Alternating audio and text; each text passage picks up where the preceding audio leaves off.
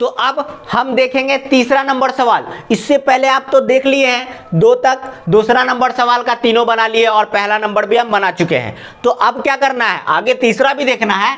और आप लोग क्या हो रहे हो, बोर हो रहे हो क्या? बैठे बैठे बोर नहीं होना। आप अपना कॉपी और कलम लेके बैठिए, अगर इधर बन जाए तो आप अपना बनाना स्टार्ट करिए।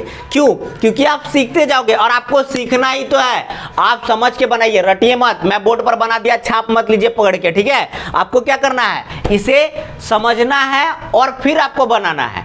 आप बोर्ड पे देख के सिर्फ उतार मत लो, लिख मत लो, ठीक है? समझ में आ रहा है? आपको क्या करना है, इसे बनाना है और प्रैक्टिस करना है बार बार। तो चलिए देखते हैं तीसरा नंबर क्वेश्चन। अभाज्य गुणनखंड विधि द्वारा निम्नलिखित पूर्णांकों का एचसीएफ और एलसीएम ज्ञात कीजिए। बस एलसीएम और एचसीएफ ज्ञात करना है। पिछले वाले क्वेश्चन में दूसरा नंबर बोला था क्या, उसका जांच भी करना था। क्लियर हो गया? तो जल्दी से हम इसे करते हैं स्टार्ट, ठीक है? क्या है, 12, 15, 21 और इसका क्या करना है, एचसीएफ और एलसीएम ज्ञात करना है। तो भैया आ जाओ कहां पे, आप अपना रूप में क्या करना है, अभाज्य गुणनखंड 12, 15 और 21 का, ठीक है? 12, 15, 21 का अभाज्य गुणनखंड करते हैं जल्दी से। देखिए जल्दी से, 2 से कटा है 2 छक 12, 2 से कटा है 2 तिया 6, 3 इकाई 3। इसका अभाज्य गुणनखंड ये हो गया। 2 से 6 बार में, 2 से 3 बार में, 3 से 1 बार में। अब यहाँ जाओ, 3 से कटाओ, 3 पचे 15, 5 इकाई 5। ये करके कोई फायदा नहीं था, ज़्यादा लंबा लाइन मत दो, जितना हो रहा है उतना करो, ठीक है? 3 से करो, 3 7 21, 7 से 7 इकाई 7। क्लियर? इतना छोटा छोटा हो रहा है, क्या बात है, बहुत जल्दी हमारा आंसर आ जाएगा। तो अब देखिए हम क्या करते हैं, यहाँ ध्यान दो। अब 12 का देखें तो 12 का आया क्या, 2 गुना 2 गुना 3, ये हो गया अभाज्य गुणनखंड। उसके बाद 15 का देखो, 15 का क्या आया, 3 गुना 5, ठीक है? उसके बाद देखो 21 का क्या आया, 3 गुना 7। अब आप बोलोगे क्या, आ तो गया हमारे पास, अब करना क्या है, कुछ नहीं करना है, ठीक है? तो अब देखो हम एचसीएफ निकाल रहे हैं पहले। एचसीएफ, जब एचसीएफ निकालना है तो आपको पता है ना, देखेंगे तीनों में कॉमन कौन सा है, आपको पता है ना कॉमन। आप में कॉमन क्या चीज है, अपने दोस्तों को आप कैसे दिख रहे हो, तो आप भी, वो भी ऐसा दिख रहा है क्या, कॉमन नहीं है। यानी कि स्कूल ड्रेस सेम हो सकता है आपका, या क्लासरूम वाला ड्रेस, कैसे, तो वो भी एक ड्रेस पहन के आ रहा होगा स्कूल, आप भी एक ड्रेस पहन के जा रहे हो, तो वो कॉमन हो गया। वैसे यहाँ देखेंगे कॉमन तीनों में क्या है, तो आपका नजर पड़ गया 3 पे, यहाँ भी 3, यहाँ पे 3, यहाँ पे 3 हो गया। 12 में भी एक 3 है, 15 में भी और 21 में भी, तो तीनों का गुणनखंड के रूप में हमारे पास आंसर क्या आ जाएगा, 3। एचसीएफ क्या आ गया, 3। जो तीनों में मैच करेगा ना वही क्या हो जाएगा, एचसीएफ हो जाएगा। क्लियर? कोई डाउट नहीं। अब आ जाइए कहां पे, एलसीएम के पास।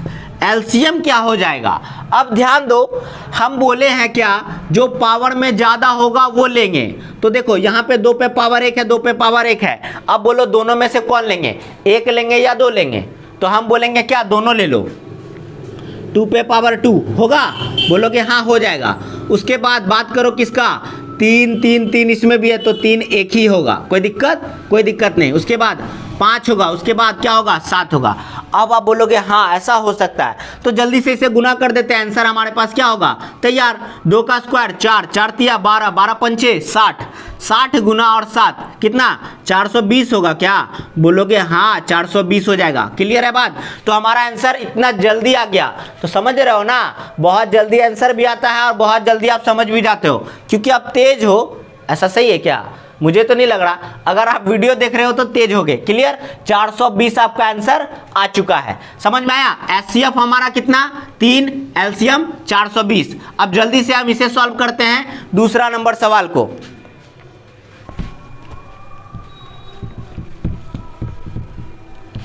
दूसरा नंबर सवाल क्या बोल रहा है, ध्यान दो। दूसरा बोला क्या, 17, 23 और 29। तो 17 का करते हैं, 17 का गुणनखंड, उसके बाद 23 का गुणनखंड करेंगे, उसके बाद 29 का। क्लियर हो गया? अब देखो ध्यान से, ओ माय गॉड, अब आप ये देख रहे होगे तो आप ये सोच रहे होगे ये तो किसी से कटने वाला नहीं है, क्योंकि ये खुद एक अभाज्य संख्या है।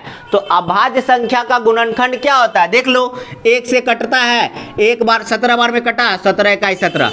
हम तो बोले हैं अभाज्य गुणनखंड का आपको क्या डिफिनेशन सुना है ना, अभाज्य संख्या का जो खुद से कटता हो और एक से कटा और खुद से कटा, तो यहाँ भी वही होगा 23, उसके बाद 23 इकाई 23, 1 से 29 और 29 इकाई 29। क्लियर हो गया बात। अब हम सवाल ये होता है, सवाल यहाँ है कि अब हमें क्या करना है, एलसीएम गुना एचसीएफ लिखना है। तो यहीं पे लिख देते हैं। चलो 17 का क्या आया, 1 गुना 17। 23 का क्या आएगा, तो 1 गुना 23। उसके बाद 29 का क्या आएगा, 1 गुना 29। अब बात करेंगे एचसीएफ के बारे में, एचसीएफ। ये एम बार बार क्यों लिख दे रहे हैं, हम एलसीएम निकाल रहे हैं क्या। तो एचसीएफ आ गया। अब एचसीएफ निकालना है तो हमको पता है ना कि जो तीनों में कॉमन होगा, तो आप बच्चा भी बोलेगा क्या, यहाँ देख लीजिए ना, तीनों में 1 1 आया है, तो एचसीएफ क्या हो जाएगा, 1 हो जाएगा। क्लियर। उसके बाद एलसीएम की बारी, एलसीएम निकालना है। तो एलसीएम क्या होगा, देखो ध्यान से, एलसीएम क्या होगा, तीनों को गुना कर दो, 17 गुना 23 गुना 29। क्लियर। अब जल्दी से इसे गुना कर देते हैं, हमारे पास एलसीएम भी आ जाएगा। एलसीएम क्या आएगा, देखो 17 गुना 23, यहाँ कर रहे हैं 17 गुना 23, 3 सत्ते 21, 2 कैरी, 3 इकाई 3, 3 और 5 हो गया, 3 2 5, 7 दूना 14 का 4, हाथ में कैरी किया 1, 2 इकाई 2, 1 3, क्या हो गया 1 5 4 9 3, 391 आया। 17 गुना 23 किए तो कितना आया, 391। क्लियर हो गया बात, कोई दिक्कत नहीं। अब ध्यान दो, करते हैं 29 से मल्टीप्लाई, 29 से 9 इकाई 9, 9 नमा 81, कैरी हुआ 8, 9 तिया 27, 27 और 8 35 हो गया, 27 और 8 35। अब 2 से करो गुना, 2 इकाई 2, 9 दूना 18, 1 कैरी किया, 3 दूना 6 और 1 7, 9 2 1 3, 8 5 13 का 3, 7 3 10 1 11, 7 3 10 1 11, 11 33 9। एलसीएम क्या गया हमारे पास, 11 33 9, 11 33 9। तो ऐसा आपको समझ में आ गया, हमारा एलसीएम और एचसीएफ दोनों निकल गया।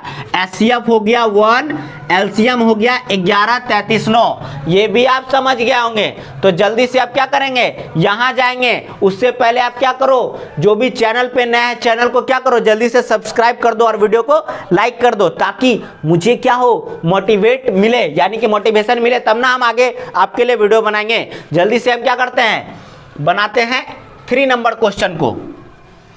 तो अभी एक क्वेश्चन अभी हमने बनाया दूसरा नंबर में क्या आया था, देखो ध्यान से, इसका एलसीएम जो आया था ना, क्या आया था 11 33 9, एलसीएम इतना है। और आपके बुक में प्रिंट क्या है, 11 3 9। ये ध्यान दीजिएगा, आपके बुक में ये प्रिंट है और हमारा आंसर ये राइट है, 11 33 9 आएगा। क्लियर हो गया बात। तो जल्दी से अब हम क्या देखते हैं, तीसरा नंबर सवाल को, तीसरा नंबर का तीसरा, क्योंकि हम सॉल्व कर लिए हैं, ये 12 15 21 सॉल्व कर लिए हैं, 17 23 29 ये भी बना लिए हैं। अब हमें सॉल्व करना है तीसरा नंबर, 8 9 और 25। निकालना क्या है, एचसीएफ और एलसीएम। तो आप जान ही रहे हैं कैसे निकालना है। तो तीसरा नंबर सॉल्व करेंगे आसानी से।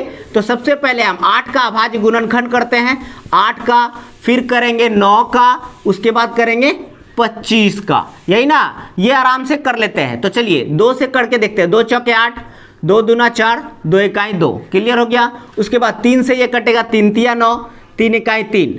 यहाँ किससे कटेगा, तो 5 से कटेगा, 5 5 25, 5 इकाई 5।